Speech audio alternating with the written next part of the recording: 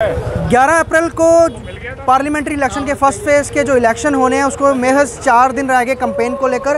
और चाहे भाजपा हो, कांग्रेस हो या जितनी भी बड़ी पार्टियां हो, सभी इस समय जो हैं चुनाव प्रचार में लगी हुई हैं। और बात करें जो इंडिपेंडेंट कैंडिडेट्स हैं उनका भी बहुत लंबी फहरिस्त है, क्योंकि सभी लोग जो हैं कहीं ना कहीं जम्मू कश्मीर की डेवलपमेंट के लिए काम करने के लिए वो उतरे हुए हैं। साफ तौर पे एजेंडा लेके चल रहे हैं कि हमने अपने लोगों का उद्धार करना है। तो साफ तौर पे जिस तरह से रेफ्यूजीज़ की बात करें, POJK रेफ्यूजीज़ हों या फिर वेस्ट पाकिस्तानी हों, इन लोगों ने अपने उम्मीदवार उतारे हैं, लेकिन इंडिपेंडेंट कैंडिडेट के रूप में उतरे हैं रेफ्यूजी के जो बड़े एक लीडर हैं राजीव चुन्नी।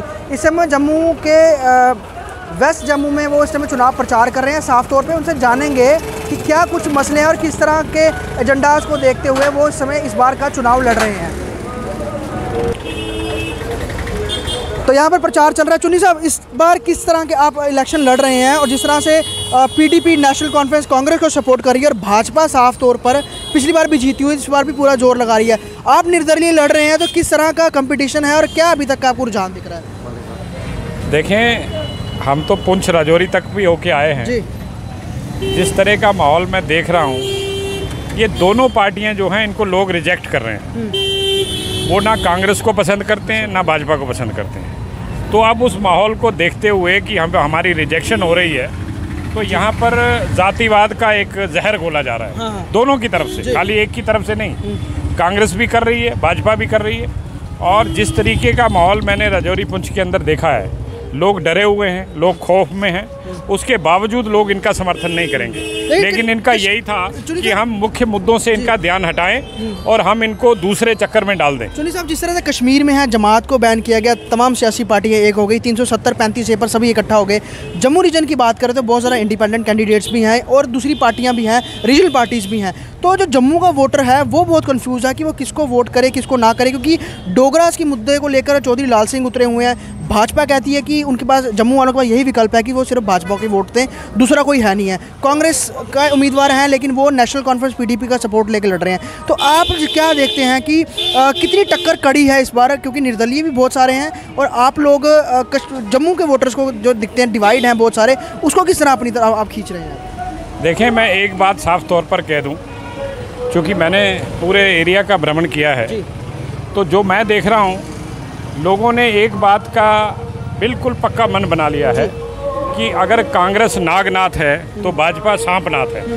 दोनों एक ही थाली के चट्टे बटे हैं, काम कम कोई भी नहीं है। बाकी जो आप बातें कह रहे हैं कि जिस तरीके से माहौल बन रहा है 35A को लेकर दूसरा तीसरा, ये चीज़ें चुनाव के वक्त में क्यों हैं? मैं पूछना चाहता हूँ, अगर ये प्रेसिडेंशियल आर्डर के साथ लगाया गया था तो इसको अंडू कर देना चाहिए था। आप सुप्रीम कोर्ट में गए, कब गए? जब भाजपा की सरकार नहीं थी, इनके कुछ संगठनों ने उसको वहाँ पर दाखिल किया, और जब वो दाखिल हो गया तो इसकी सुनवाई होनी चाहिए थी। लेकिन जब सुनवाई का वक्त आता था तो आप वहाँ एक दरख्वास्त दे देते थे उसको टालने के लिए। यानी आप उसको जिंदा भी रखना चाहते थे, मारना भी नहीं चाहते थे, और आप उसको हल भी नहीं कराना चाहते थे। तो ये सारे मुद्दे हैं, मैं समझता हूँ ये चुनाव के गिमिक्स हैं।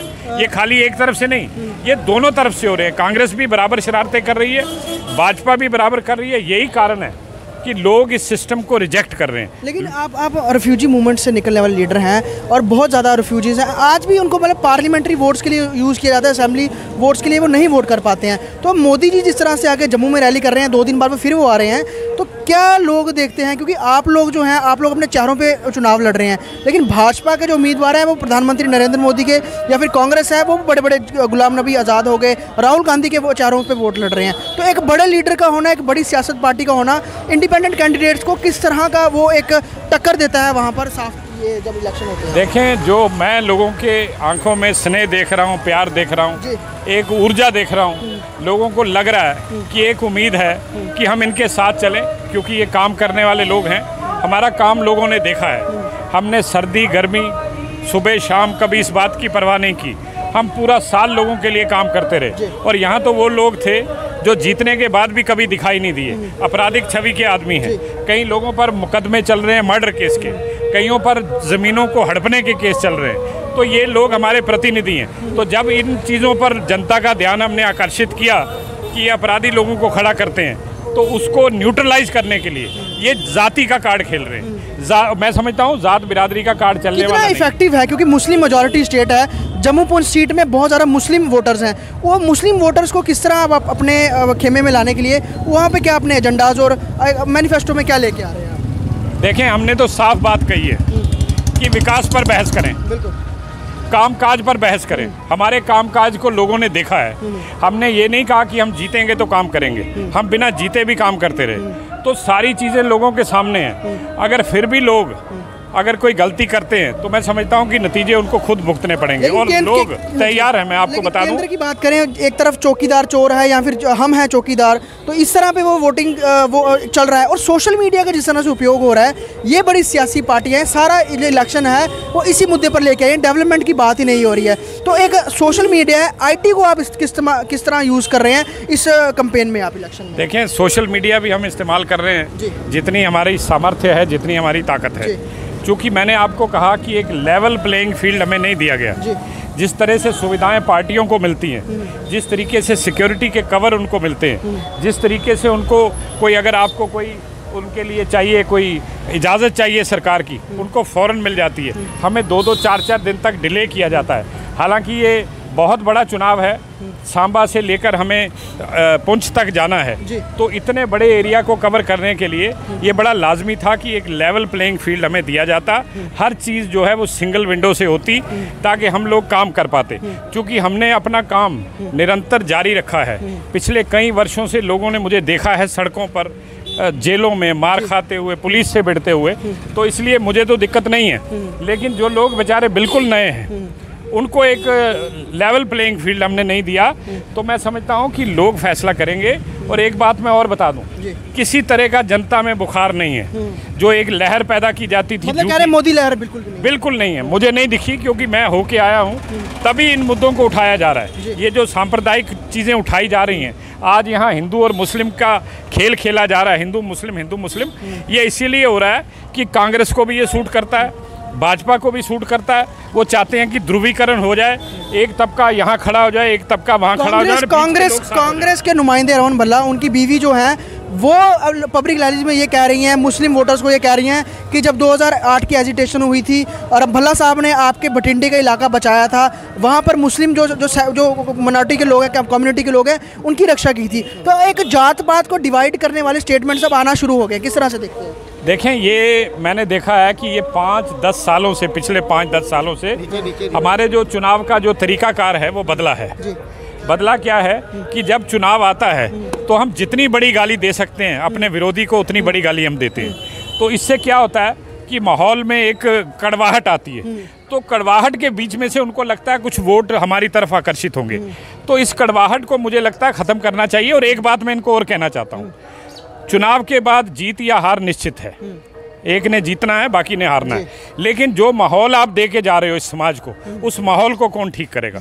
आपने तो दिखना नहीं, पहले भी एक्सपीरियंस है कि आप जीतते थे, उसके बाद गायब हो जाते थे। और जब इस तरह से आप करोगे, गायब हो जाओगे, लोगों में दिखोगे नहीं, तो आप ये माहौल जो बना के जा रहे हो, इसको संभालेगा कौन? पार्लियामेंट्री चुनाव में आप खड़े हो रहे हैं, असेंबली चुनाव आएंगे तो वहाँ पे भी रिफ्यूजी समाज से आप देखें, हम इसका फैसला करेंगे चुनाव के नतीजे आने के बाद। पहली बार हमने ये तजर्बा किया है। आज तक हमें पूछा जाता रहा, हमने कहा हमने कभी कोशिश नहीं की, क्योंकि हमने सबको बारी बारी से आजमा लिया था। सिर्फ एक पार्टी थी, भारतीय जनता पार्टी, जिसको एक साथ जम्मू कश्मीर में और स्टेट में हुकूमत करने का मौका नहीं लगा था। इस बार उसको भी मौका लग गया। तो हमने देख लिया कि इन सभी का DNA एक जैसा है। काम ये कोई भी नहीं करता, ये सिर्फ वोटों की राजनीति है और लोगों को ठगने की राजनीति है। तो अब जब हमें पता चल गया कि ये लोग इस तरह से करते हैं, तो हमने ये ठान ली है कि हम अपना अलग चूल्हा जलाएंगे, अपना अलग सिस्टम बनाएंगे। जितना भी वोट हमारे खाते में आएगा, वो बिल्कुल पक्की बात है कि वो हमारे विस्थापितों का वोट होगा, उसमें कोई दूसरा वोट नहीं होगा। अगर वो डालेंगे भी, तब भी वो हमारे खाते में गिना जाएगा। बहुत शुक्रिया। तो साफ तौर पे जो भाजपा है, कांग्रेस है या फिर निर्दलीय उम्मीदवार हैं, सभी लगे हुए हैं प्रचार के लिए और कुछ ही दिन शेष रह गए हैं। लेकिन रिफ्यूजीज़ की बात करें, बहुत बड़ा एक वोट बैंक है और इसको एज ए वोट बैंक ही यूज़ कर करती रही हैं बड़ी सियासी पार्टियां, आज तक इनका कोई मसला हल नहीं हुआ है 70 सालों में। अपने उम्मीदवार उन्होंने उतारे हैं और देखना ये है कि कितने वोट लेके ये आते हैं और एक विकल्प खुलेगा रेफ्यूजियों के लिए। अगर उनके मसले हल नहीं होते हैं तो आने वाले असेंबली चुनाव में और भी लोग जो हैं रेफ्यूजी समाज से वे उतरेंगे। रेफ्यूजीज कम्युनिटी जितने भी लोग विस्थापित हो गए जम्मू में बसे हुए हैं या फिर अलग अलग जगहों पे, वो उतरेंगे। क्योंकि साफ तौर पे ये कहना है कि भाजपा हो, कांग्रेस हो, नेशनल कॉन्फ्रेंस, पीडीपी या फिर कोई और धड़ा हो, किसी ने भी इनका मसला हल नहीं किया है। तो हम लोग अपने खुद के प्रतिनिधि उतारेंगे और अपने लोगों के साथ साथ बाकी शहरवासियों का भी विकास करने में कोई कसर पीछे नहीं छोड़ेंगे। जम्मू से ख्वाहिश पटियाल की रिपोर्ट।